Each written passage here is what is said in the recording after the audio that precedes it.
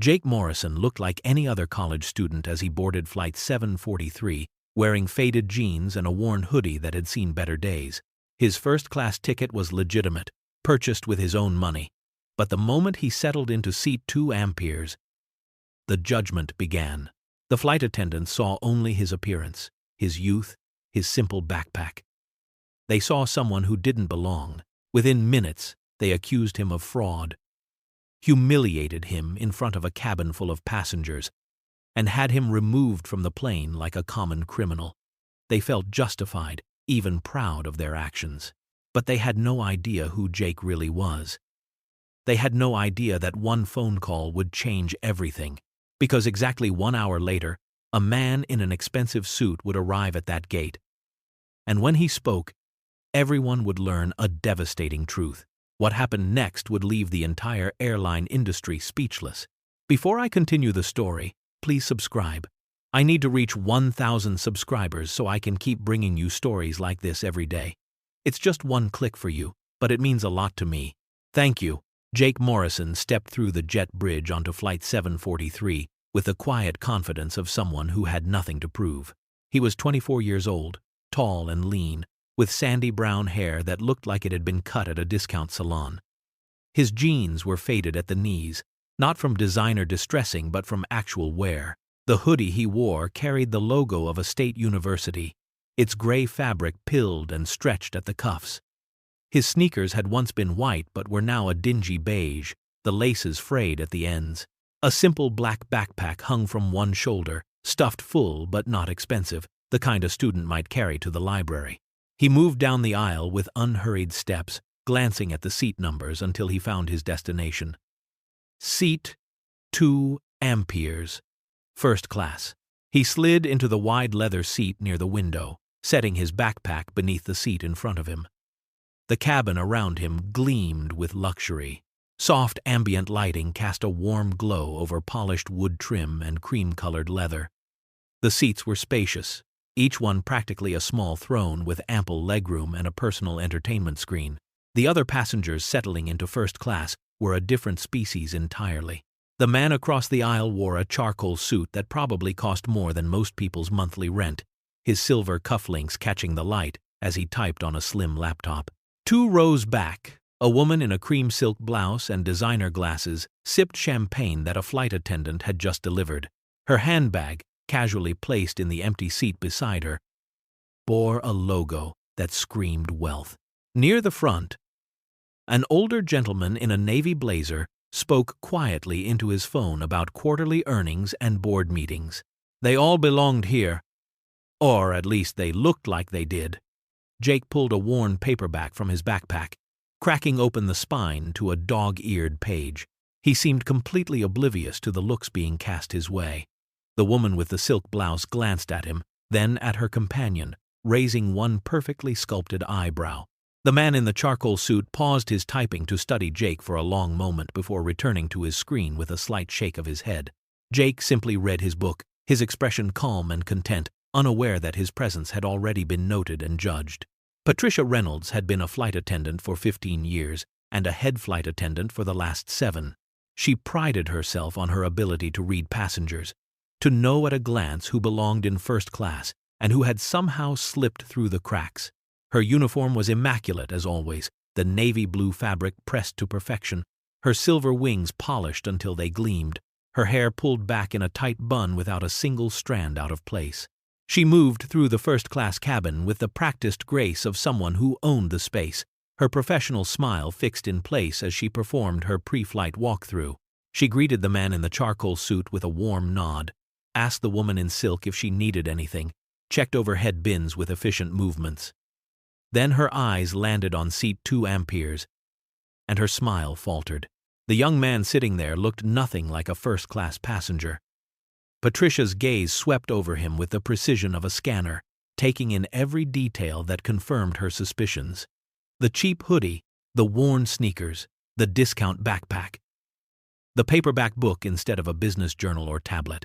He was young, probably mid-20s, with the casual slouch of someone who didn't understand the privilege of the cabin he was occupying. Patricia felt a familiar irritation rising in her chest. She had seen this before. Passengers who booked economy and then tried to sneak into first class, hoping no one would notice. Or worse, people using miles or upgrades who didn't understand first-class etiquette. She straightened her shoulders and approached seat 2 amperes, her expression shifting from welcoming to authoritative. Her voice, when she spoke, had lost its warmth and carried a sharp edge that made Jake look up from his book. "Excuse me, sir," Patricia said, the word "sir" sounding more like a challenge than a courtesy. "Can I help you find your seat?" Jake blinked, slightly startled by her tone. He glanced around as if to confirm his location, then looked back at her with a polite smile. "No, thank you. I'm in the right place. Seat 2 amperes." His voice was friendly, unbothered, which somehow irritated Patricia even more. She crossed her arms, her eyes narrowing as she studied him more closely. "This is first class," she said slowly, as if speaking to someone who might not understand. "Yes, I know," Jake replied, his smile remaining steady. Patricia's lips pressed into a thin line. Something was wrong here. She could feel it. Patricia planted herself firmly in the aisle, her posture radiating authority. "I'm going to need to see your boarding pass and identification," she said, her tone leaving no room for negotiation. It wasn't a request. It was a demand. Jake set his book down on the armrest, his movements unhurried and calm. He reached into his hoodie pocket and pulled out his phone, tapping the screen to bring up his mobile boarding pass. Then he retrieved his wallet from his back pocket, sliding out his driver's license. He handed both to Patricia without protest, without irritation, his expression remaining pleasant and cooperative. Patricia took them as if they were evidence at a crime scene, her eyes immediately scanning every detail. She studied the boarding pass first, tilting the phone screen at different angles, as if looking for signs of digital manipulation. Seat 2 amperes. First class. The barcode looked legitimate, but that didn't mean anything these days. People could fake these things. Her eyes moved to the name. Jake Morrison. She glanced at the driver's license, confirming the name matched. The photo matched too, though in the picture he'd been wearing a button-down shirt and looked slightly more presentable. She turned the license over, examining the back as if some clue might be hiding there. Then she looked at the boarding pass again, scrolling through the digital ticket to see the confirmation number. Everything appeared to be in order. But Patricia's instincts screamed that something was wrong. This young man in his shabby clothes, sitting in a seat that cost over $2,000, reading a dog-eared paperback like he was on a park bench. It didn't add up. She looked up and caught the eye of Marcus Webb, the flight supervisor, who was conducting his own pre-flight check near the galley. Patricia raised one finger in a subtle gesture, beckoning him over. Marcus was a man in his mid-40s who carried himself with the confidence of someone who had climbed the ranks through a combination of competence and careful attention to appearances. His uniform was even more pristine than Patricia's, and his signature red silk tie, which he wore instead of the standard airline issue, probably cost more than most passengers spent on their entire outfits. He approached with measured steps, his expression professionally neutral. Patricia leaned in close, her voice dropping to a whisper that Jake could barely hear.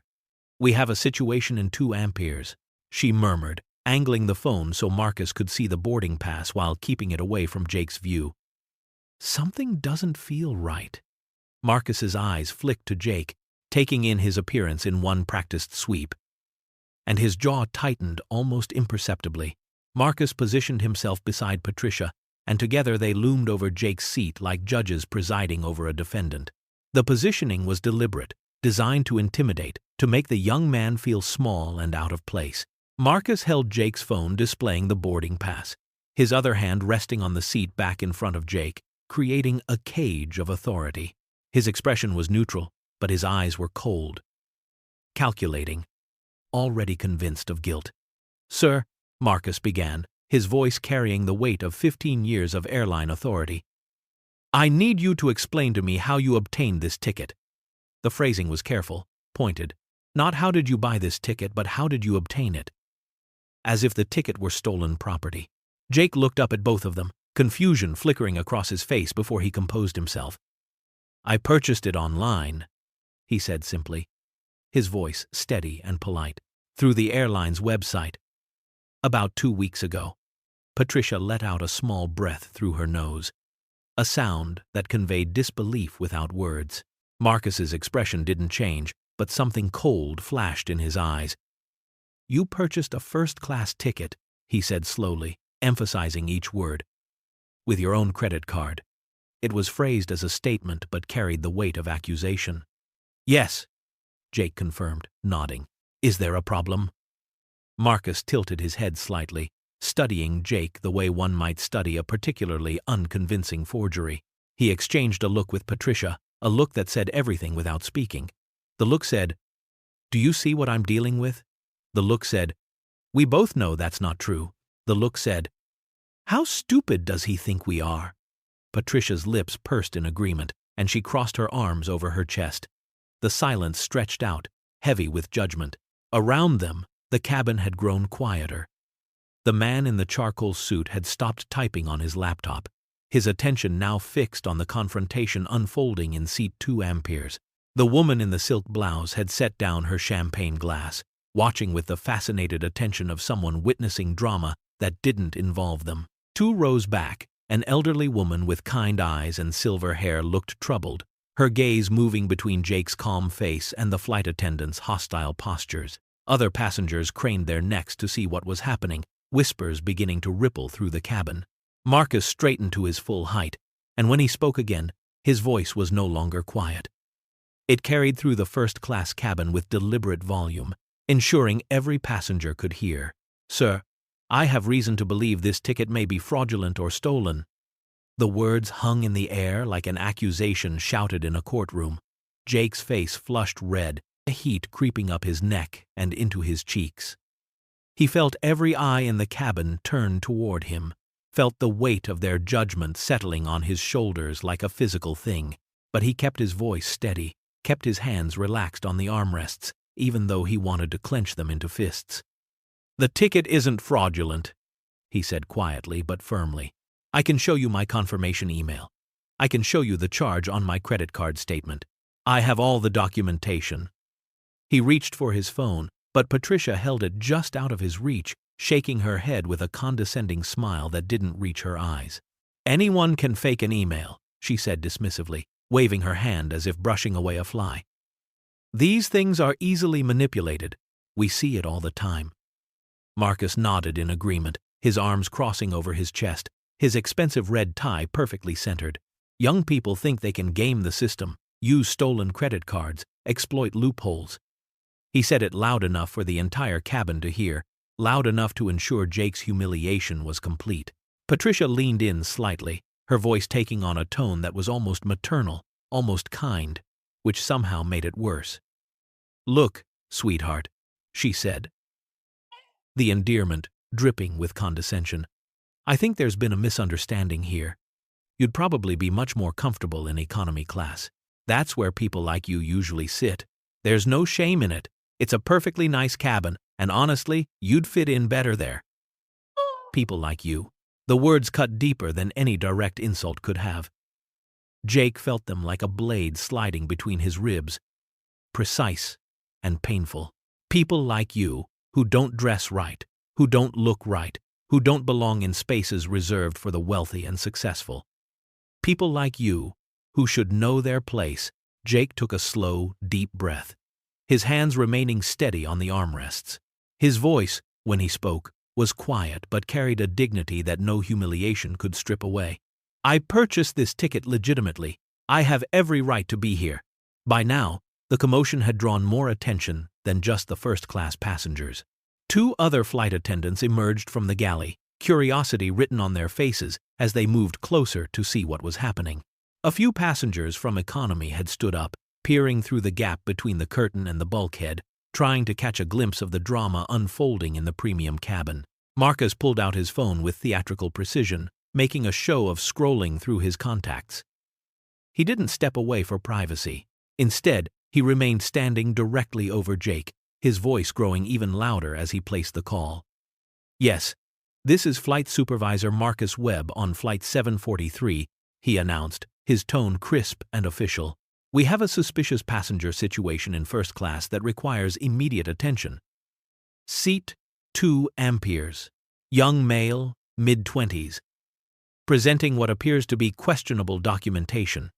He paused, listening, then continued even more loudly. "The passenger claims to have purchased the ticket himself. But given his presentation and demeanor, we have serious concerns about the legitimacy of his boarding credentials. I'm requesting gate agent verification and possible security presence." Jake sat perfectly still, his paperback book now closed on his lap, his hands resting on top of it. His face had gone from flushed to pale, but his expression remained composed, almost serene. He stared straight ahead at the seat back in front of him, not meeting anyone's eyes, enduring the scrutiny with quiet dignity.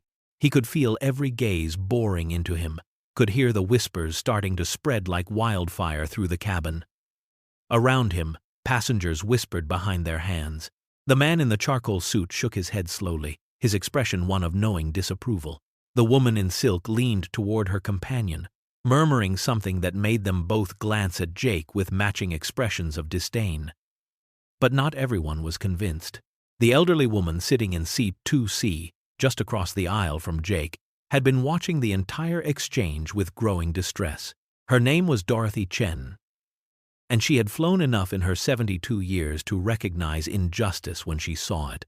She set down her magazine and leaned forward, her voice carrying the authority of age. "Excuse me," she said firmly, addressing Patricia. "This young man has done nothing wrong. He's been sitting here quietly, bothering no one. Perhaps you should verify his ticket properly instead of making a spectacle." Patricia turned to her with a smile that was all professional courtesy and no warmth. She held up one perfectly manicured hand in a dismissive gesture. "Ma'am, I appreciate your concern, but this is a security matter. We have protocols for these situations. Please don't worry yourself." Less than 5 minutes later, 2 airport security officers appeared at the aircraft door. They were both in their 30s, wearing dark uniforms with badges and radios clipped to their belts, their expressions professionally neutral as they made their way down the aisle toward first class. The sight of them sent a fresh wave of whispers through the cabin. This was serious now. This wasn't just airline staff questioning a passenger. This was law enforcement involvement. Marcus stepped forward immediately, positioning himself as the authority figure managing the situation. "Officers, thank you for responding so quickly," he said, his voice carrying that same theatrical volume. "We have a passenger in seat 2 amperes who is refusing to move to his proper seat. We have significant concerns about ticket fraud. He's been uncooperative, and we need him removed from the aircraft so we can verify his documentation properly." Jake's eyes widened slightly at the blatant lie. Refusing to move? Uncooperative? He had done nothing but comply with every request, had offered multiple times to provide additional proof. But he didn't interrupt, didn't protest. He simply sat there, letting Marcus finish his false narrative. The taller security officer, whose name tag read Henderson, looked past Marcus to Jake. "Sir, can you step into the aisle, please?" Jake nodded slowly. He closed his book carefully and tucked it into his backpack, then stood up with measured movements. He was several inches taller than Marcus, which seemed to surprise the flight supervisor. When Jake spoke, his voice was calm and clear, addressing the security officers directly. "My ticket is completely legitimate. I purchased it 2 weeks ago with my own credit card through the airline's official website. I have my confirmation email, my credit card statement, and any other documentation you need to verify this. I'm happy to cooperate with any verification process you require." The second officer, whose name tag read Torres, nodded. "We appreciate that, sir. But we're going to need you to step off the aircraft while we sort this out. Can you gather your belongings, please?" Jake reached under the seat and pulled out his backpack, slinging it over one shoulder. Then he stepped into the aisle. The walk from seat 2 amperes to the aircraft door felt like miles. Every passenger watched him pass. Some looked away quickly when he met their eyes, embarrassed to be caught staring. Others watched openly, their expressions ranging from pity to contempt to satisfaction. The terminal was bustling with travelers rushing to their gates, but Jake barely noticed the chaos around him. He stood near a bank of seats just outside the jet bridge, flanked by the two security officers, feeling exposed and humiliated. Henderson pulled out a tablet while Torres stood with his arms crossed, his expression patient. Jake pulled out his phone with hands that shook slightly despite his efforts to remain calm. He opened his email app first, scrolling to the confirmation from 2 weeks ago. He turned the screen toward Henderson, who examined it carefully, zooming in to check the details. The confirmation number, the flight details, the seat assignment, the price paid. Everything was there in black and white. Then Jake opened his banking app, navigating to his credit card statement. He found the charge, a hefty sum that had hit his account exactly when he'd made the purchase. He showed Henderson the transaction, the date, the amount matching perfectly with the ticket price. Henderson made notes on his tablet, his expression growing more relaxed. Jake pulled up his driver's license again, his student ID from his university days, even a secondary credit card with his name embossed on it. Every piece of documentation told the same story. This was Jake Morrison. He had purchased this ticket. Everything was legitimate. Henderson and Torres exchanged glances, and Henderson let out a long breath. "Sir, everything checks out," he said, his tone apologetic now. "Your ticket is completely legitimate. There's no fraud here, no theft. I'm sorry you were put through this." Relief flooded through Jake. But it was short-lived. Torres was speaking into his radio, his face troubled. He listened to the response, then turned to Jake with regret written across his features. "The problem is, the flight is boarding its final passengers right now. The gate agent is saying there's some confusion about whether your seat was resold after you were removed. They're trying to sort it out, but—" He trailed off, and Jake understood immediately. The plane was leaving. Despite being completely innocent, despite having legitimate documentation, despite having done absolutely nothing wrong, he was being left behind. Through the window, Jake could see the jet bridge still attached to the aircraft, could see the final stragglers hurrying down the walkway. His seat, the seat he'd paid for, the seat he'd been dragged out of, was probably already being given to someone else.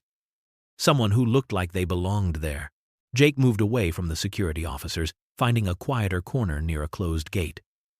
He pulled out his phone, staring at the screen for a long moment before finding his father's number in his favorites. His thumb hovered over the call button. He didn't want to make this call. He didn't want to worry his father or make a big deal out of what had happened. But his father would expect him to arrive at his destination in 3 hours, and when Jake didn't show up, there would be questions anyway. Better to get ahead of it. He pressed the button and lifted the phone to his ear. It rang twice before a deep, calm voice answered. "Jake? Everything all right?" His father always seemed to know when something was wrong, even before Jake spoke. Jake forced brightness into his voice, tried to sound casual and unbothered. "Hey, Dad. Yeah, everything's fine. Just a small mix-up with my flight. Looks like there was some confusion with my seat assignment. No big deal. I'll just catch the next flight out." There was a pause on the other end, and Jake could almost see his father's face and that slight tightening around his eyes that meant he was analyzing every word, every inflection. "A mix-up," Richard Morrison repeated slowly. "What kind of mix-up?" Jake swallowed. "Just, administrative stuff. They're sorting it out. Really, Dad. It's fine." Another pause, longer this time. "Jake!" His father's voice had changed. Grown quieter, but somehow more intense. "What happened?" Jake closed his eyes, leaning his head back against the wall. His father had always been able to read him, even over the phone. Even when Jake tried his hardest to hide things, there was no point in lying. "There was some question about my ticket," Jake said quietly. "The flight attendants thought maybe it wasn't legitimate. They called security. We cleared everything up, but by then the flight was boarding its final passengers and there was confusion about the seat." He said it all in a rush, clinical and detached, as if describing something that had happened to someone else. Richard was silent for a long moment. When he spoke again, his voice was very controlled, each word carefully measured. "They removed you from the flight. It wasn't a question. They thought your ticket was fraudulent. They called security on you. Jake felt something crack in his chest. "Dad, really? It's okay. I'll get on the next flight. It's not a big deal." The silence on the other end was absolute, and somehow that silence was more frightening than any angry outburst could have been. "Which airline?" Richard said. It wasn't a question. It was a command. Jake hesitated, recognizing the tone his father used when he was about to do something decisive, something that couldn't be undone. "Dad, seriously, I don't want you to make a thing out of this. I just need to book another flight and—" "Which airline, Jake?" The steel in his father's voice made Jake's protest die in his throat. "Transcontinental Airways," Jake said quietly. "Flight 743 to Seattle." He heard the sound of his father typing, probably pulling up the airline information on his computer. "What specifically happened? Not the sanitized version. Tell me exactly what they said to you and how they treated you." Jake felt his carefully maintained composure beginning to crack. His voice, when he spoke, was shakier than he wanted it to be. "The head flight attendant saw me in first class and immediately questioned whether I belonged there. She demanded my boarding pass and ID like I was a suspect. Then the flight supervisor came over and they both stood over me, asking how I obtained the ticket, implying I'd stolen it or committed fraud. They said it loudly. Dad, loud enough for everyone to hear. They accused me of trying to game the system, of using stolen credit cards." His voice caught slightly, and he took a breath before continuing. "The flight attendant told me I'd be more comfortable in economy, where people like me usually sit." She said people like me.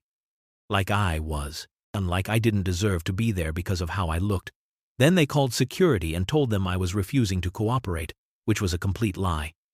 I offered to show them everything, multiple times, but they dragged me off the plane anyway while everyone watched and whispered. They treated me like a criminal, Dad. In front of all those people. The silence that followed was absolute.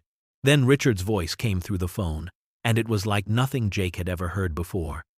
It was quiet, but it carried the weight of glaciers, cold and inexorable and utterly immovable.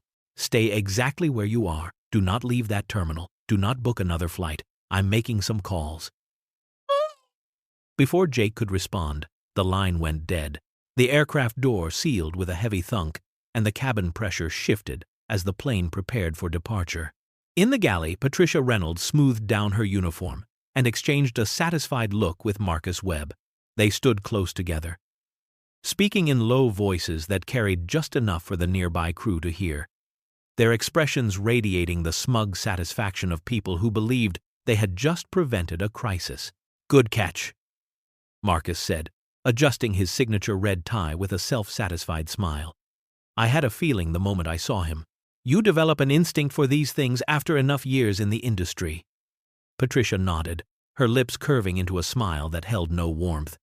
The hoodie was the first red flag. And those sneakers, honestly, who boards a first-class flight looking like they just rolled out of bed? Kids these days think they can sneak into first class with fake tickets and no one will notice. One of the junior flight attendants, a young woman named Sarah, had been restocking napkins nearby. She glanced up, uncertainty flickering across her face. "But didn't security say his ticket was legitimate?" Marcus waved a dismissive hand. "They always say that. They're not looking as closely as they should. Trust me. Something was off about that whole situation. Better safe than sorry when it comes to potential fraud." Patricia leaned against the galley counter, warming to her subject now. "Did you see that backpack? Looked like something from a discount store, and he was reading an actual paper book. Not even a tablet or laptop. What first-class passenger flies without proper business equipment?" She shook her head with mock sympathy. "He probably used someone else's credit card or bought the ticket with stolen miles. These young people watch YouTube videos and think they've figured out how to hack the system." The other crew members chuckled, and Marcus added with a smirk, "At least we saved him the embarrassment of being exposed mid-flight. Can you imagine if we'd let him stay and then discovered the fraud over the Atlantic? We did him a favor, really." In the first-class cabin, passengers had settled back into their routines. The man in the charcoal suit had returned to his laptop. The woman in silk had ordered another champagne. But in seat 2C, Dorothy Chen sat with her magazine unopened on her lap, staring at the empty seat across the aisle where Jake had been sitting. Her weathered hands were clasped tightly together, and her expression was deeply troubled. She had wanted to say more, to protest more loudly, but she had been waved off and dismissed. Now the plane was sealed and preparing to push back, and that polite young man was gone, humiliated for no reason she could understand. Something about the whole situation felt profoundly wrong.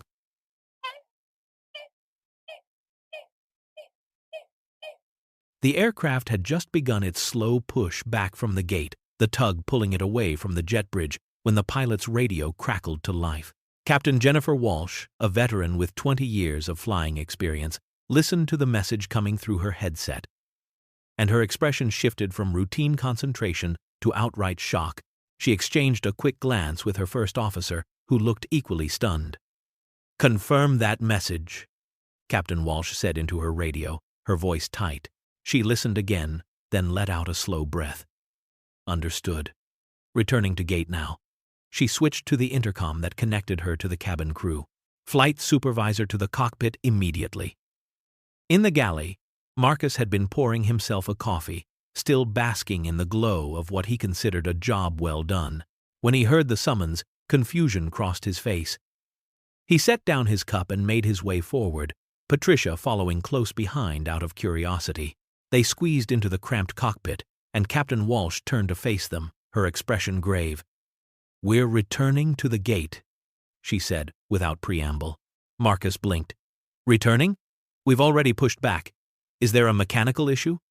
Captain Walsh shook her head slowly, and when she spoke, her voice carried a note of disbelief. "I just received a direct call from AIRLINE operations. The CEO himself is demanding this aircraft return to the gate immediately. Apparently, someone very important needs to board this flight, and we are not to depart until they do." Patricia's eyes widened. The CEO. Richard Morrison himself had intervened. In her 15 years with the airline, she had never heard of the CEO personally getting involved with a single flight. This had to be someone extraordinarily important, perhaps a board member or a major corporate client, someone whose business was worth millions to the airline. Marcus straightened his tie instinctively, his mind already racing through the possibilities. "Do we know who we're waiting for?" Captain Walsh consulted her notes. "I wasn't given a name, just that someone will be boarding and we are to provide full cooperation and courtesy. The regional vice president is also being sent to the aircraft." The regional vice president, too. Patricia felt a flutter of nervousness, mixed with excitement. This was clearly someone significant, someone powerful. She wondered briefly if she should change her tie or check her hair. Whatever VIP was about to board, she needed to make the right impression. Through the cockpit window, Captain Walsh spotted something that made her pause. A black town car was driving directly onto the tarmac, bypassing all normal airport protocols. This wasn't standard procedure. Vehicles didn't just drive up to aircraft. But this one did. Moving with the confidence of someone who had clearance at the highest levels. The car pulled to a smooth stop near the jet bridge, and 3 figures emerged. The first was a man in his late 50s with silver hair swept back from a strong, angular face. He wore a suit that was clearly expensive but understated, charcoal gray with subtle pinstripes, the kind of clothing that whispered wealth rather than shouting it. His movements were measured and calm as he stepped out of the vehicle. But there was something in the set of his shoulders, something in the way he carried himself, that radiated power. His eyes, even from a distance, were cold, not angry in any explosive way, but filled with the kind of fury that burned at sub-zero temperatures, the kind that didn't need to raise its voice to be absolutely terrifying. Behind him emerged 2 other men, both looking significantly less composed. One was Gerald Preston, the airport director, a portly man in his 60s whose face had gone red with stress. The other was Thomas Brennan, the airline's regional vice president, a man in his early 50s who looked like he might be sick. Both men moved with the nervous energy of people who knew they were standing next to someone who could end their careers with a single word. Patricia watched from the aircraft door as the three men entered the jet bridge and began walking toward the plane. She smoothed her uniform again, checking that every button was fastened, every crease perfect.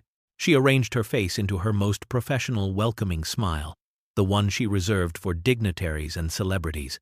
Beside her, Marcus had straightened to his full height, his hand moving unconsciously to adjust his red tie one more time. The footsteps on the jet bridge grew closer, and then the three men appeared at the aircraft entrance. The silver-haired man stepped aboard first, his eyes sweeping the cabin with a gaze that missed nothing. Up close, his expression was even more intimidating. Calm, controlled, absolutely glacial.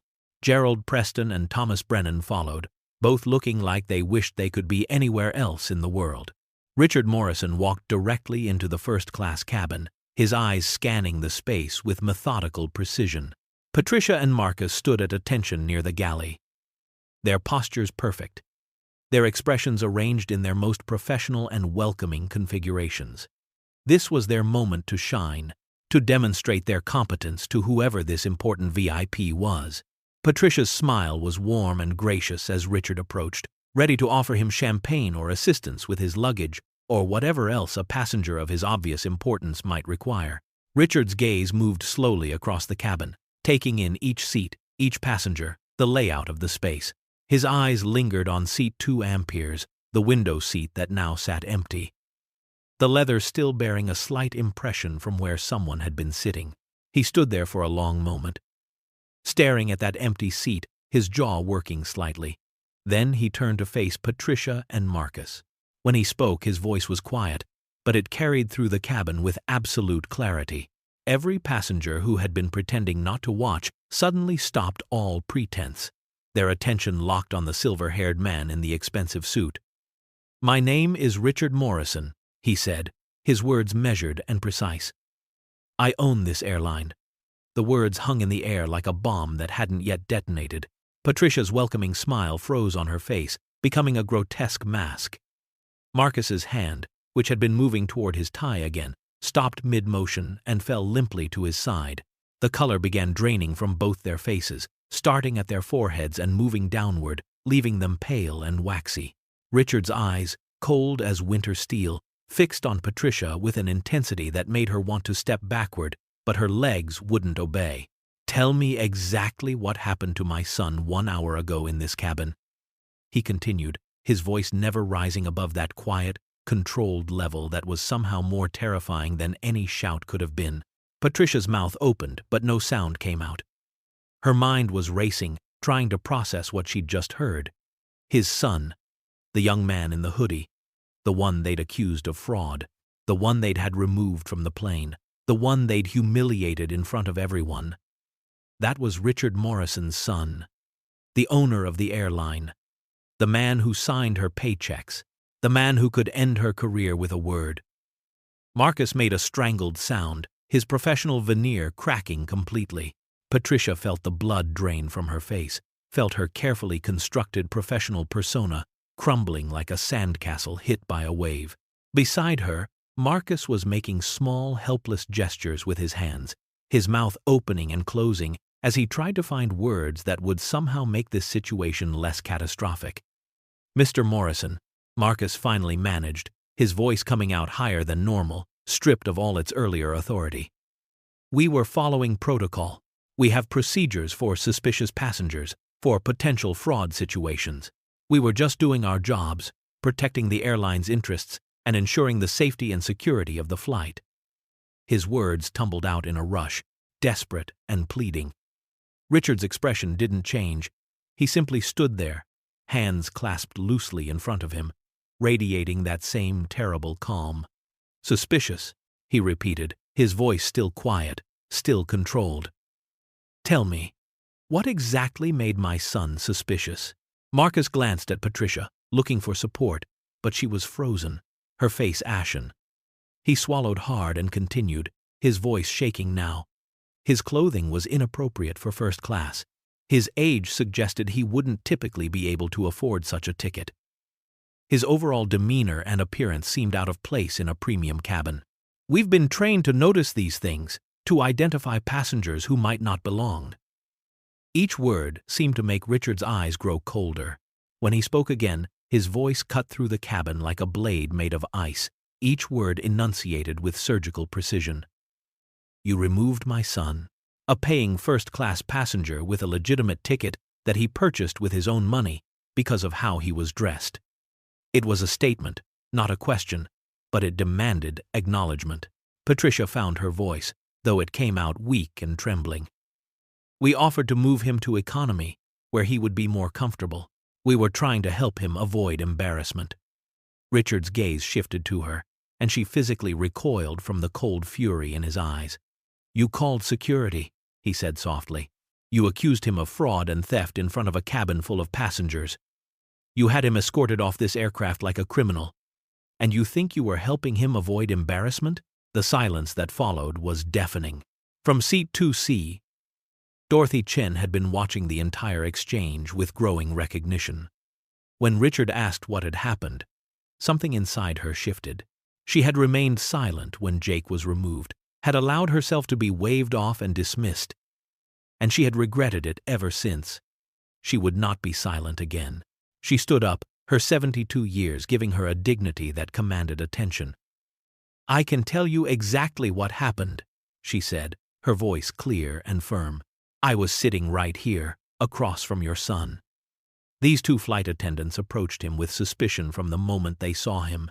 They demanded his identification as if he were a criminal.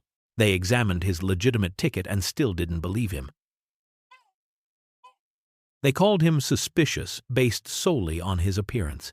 The man, she pointed at Marcus, loudly accused your son of fraud and theft, made sure everyone in this cabin heard it.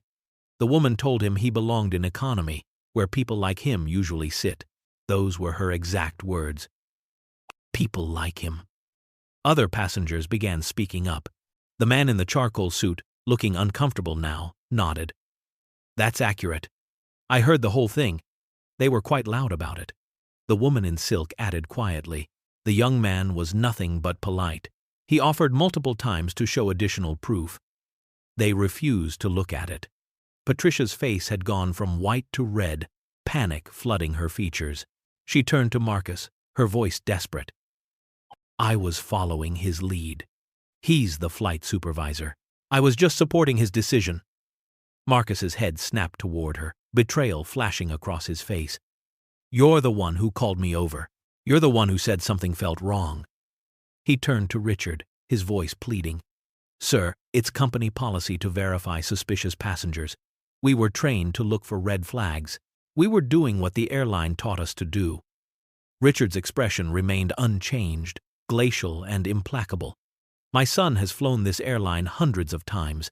He's been a passenger since he was 5 years old. He was raised to value substance over appearance, to believe that character matters more than clothing, that humility is worth more than flash. He dresses simply because that's who he is, not because he can't afford better. Richard's voice grew quieter, more dangerous. He was traveling to Seattle to run a volunteer program he founded. A program that helps underprivileged youth learn job skills and build confidence. He does this work every month, on his own time, with his own money. And you humiliated him in front of strangers because he wore a hoodie. Richard turned away from Patricia and Marcus, addressing the entire first-class cabin. His voice remained calm, but carried effortlessly through the space, ensuring every passenger heard every word. Ladies and gentlemen, I apologize for this delay and for the disturbance you've witnessed. What happened here today is completely unacceptable and does not represent the values this airline was founded upon. As a gesture of apology for your time and for subjecting you to this situation, every passenger on this flight will receive a full refund of their ticket price and a travel voucher for a future flight. A murmur of surprise rippled through the cabin, but Richard wasn't finished. He turned back to Patricia and Marcus, and his voice, when he spoke again, carried the weight of judgment. Patricia Reynolds, Marcus Webb, you are both suspended from duty immediately, effective this moment, pending a full investigation into today's events. You will surrender your credentials and depart this aircraft now. If the investigation confirms what I have heard from multiple witnesses, your employment with this airline will be terminated." Patricia let out a small, choked sound, her hand rising to her throat. Marcus's face had gone gray, all the smugness and authority stripped away, leaving only fear and desperation. "Mr. Morrison, please," Marcus stammered. "We were just trying to protect the airline. We made a judgment call. Everyone makes mistakes." Richard's expression didn't soften even a fraction. "You didn't make a mistake. You made a choice. You chose to judge a human being by his appearance. You chose to humiliate him publicly. You chose to abuse your authority to enforce your own prejudices. Those weren't errors in judgment. Those were failures of character." He pulled out his phone and made a brief call. Within moments, the same 2 security officers who had escorted Jake off the plane appeared at the aircraft door, looking confused about why they were being summoned back. "Please escort these 2 individuals off the aircraft and ensure they return their airline credentials immediately," Richard said calmly. Patricia's eyes filled with tears, her perfect professional mask completely shattered. Marcus looked like he might argue, might plead further, but one look at Richard's face told him it would be useless. They walked down the aisle in silence. Past all the passengers who had watched them humiliate Jake. Past Dorothy Chen, who met their eyes with a steady gaze. Behind Richard, Thomas Brennan stood white-faced and trembling, knowing his own job was hanging by a thread. Richard exited the aircraft and made his way back through the jet bridge, his purposeful stride carrying him quickly into the terminal. He scanned the area near the gate and spotted Jake immediately, sitting in one of the hard plastic chairs near the window, his backpack at his feet. Staring out at the tarmac with a distant expression, Richard's chest tightened at the sight of his son looking so defeated, so small despite his height. He crossed the space in long strides, and Jake looked up at the sound of approaching footsteps. His eyes widened when he saw his father, and he stood quickly, confusion and embarrassment warring on his face. "Dad, what are you doing here? I told you not to." The words died as Richard pulled him into a tight embrace, the kind of hug he hadn't given his son since Jake was a child. For a moment, Jake stood stiff with surprise. Then his arms came up and he hugged his father back, and Richard felt the slight tremor that ran through his son's shoulders. When they separated, Richard kept his hands on Jake's shoulders, looking him directly in the eyes. "I am so sorry you experienced that," he said quietly. "I am sorry that people who work for me treated you that way. I am sorry you were humiliated and judged for no reason except their own narrow-minded prejudices." Jake shook his head, his face flushing. "Dad, you didn't need to come all the way here. You definitely didn't need to go on the plane. I didn't want you to make a scene or get people fired or use your position to." Richard held up a hand, stopping him gently. "Jake, what they did was wrong, not just to my son, but to a human being. That matters. If it had been anyone else sitting in that seat, and anyone else treated that way, it would still be wrong. It would still demand consequences. This isn't about my position or my power. This is about basic human dignity." Jake looked down at his worn sneakers, his voice small. "I just wanted to handle it myself. I didn't want to be that guy who calls his dad to fix his problems." Richard's expression softened, pride mixing with the lingering anger at what had happened. "You did handle it yourself. You remained calm and dignified when others were cruel. You cooperated fully when falsely accused. You showed more character in that situation than those flight attendants have shown in their entire careers." He squeezed Jake's shoulder. "Now, come on. I've arranged a private flight for you. You have young people in Seattle counting on you, and you're not going to miss helping them because of someone else's ignorance."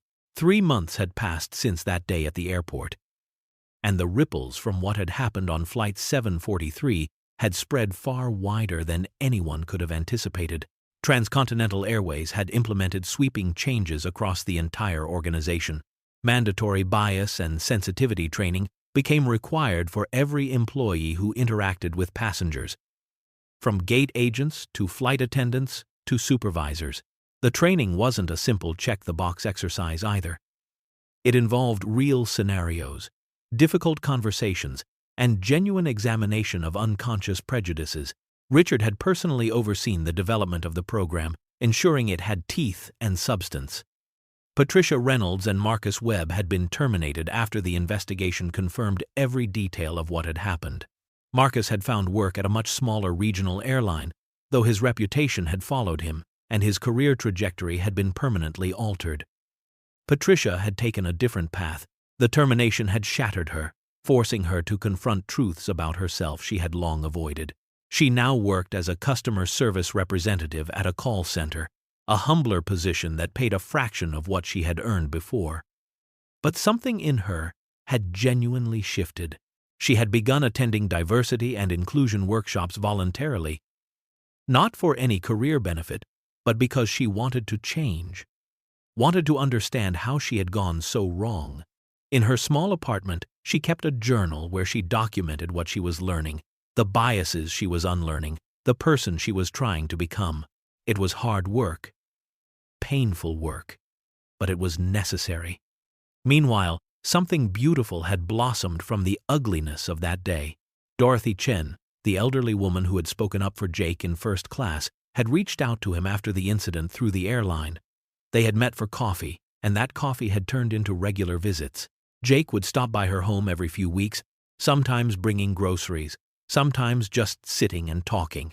Dorothy had become like a grandmother to him, and she told anyone who would listen about the remarkable young man she had met because she chose to speak up when others stayed silent. Jake's volunteer program in Seattle, the one he had been traveling to that day, had received an unexpected boost. The Transcontinental Airways Charitable Foundation had made a substantial donation, enough to expand the program to 3 additional cities.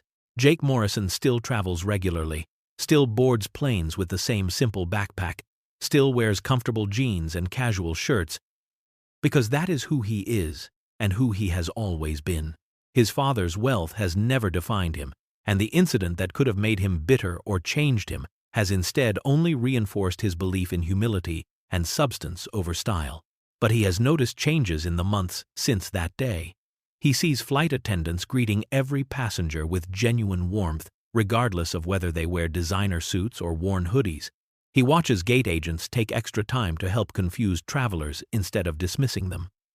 He observes supervisors treating situations with more patience and less assumption. The change is not universal, and it is not perfect, but it is real, and it is happening. Sometimes, Jake thinks about how one moment of prejudice, one act of judgment, sparked a wave of systemic change that touched thousands of lives.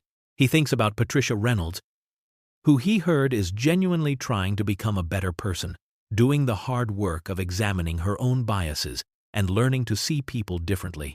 He thinks about Dorothy Chen, who taught him that speaking up matters even when it feels futile, that one voice raised in defense of dignity can make all the difference. He thinks about all the passengers who will never experience what he experienced, because people chose to learn and grow from what happened. The truth is simple but profound. Every person who crosses your path carries a story you cannot see. The man in worn clothes might be a millionaire who values humility. The woman with the accent might be a renowned scientist. The teenager with the backpack might be traveling to change lives. But even if they are none of those things, even if they are simply ordinary people going about ordinary lives, they still deserve dignity, they still deserve respect, they still deserve to be treated as human beings with inherent worth. True power does not lie in wealth or position or authority. It lies in character, in how we treat others when we have nothing to gain from kindness, in whether we choose judgment or compassion when faced with someone different from ourselves. The next time you see someone who does not fit your expectations, remember Jake Morrison sitting quietly in seat 2 amperes. Remember the cost of assumptions and choose differently. Because you never know who they are, what they are facing, or how your small act of respect might change everything.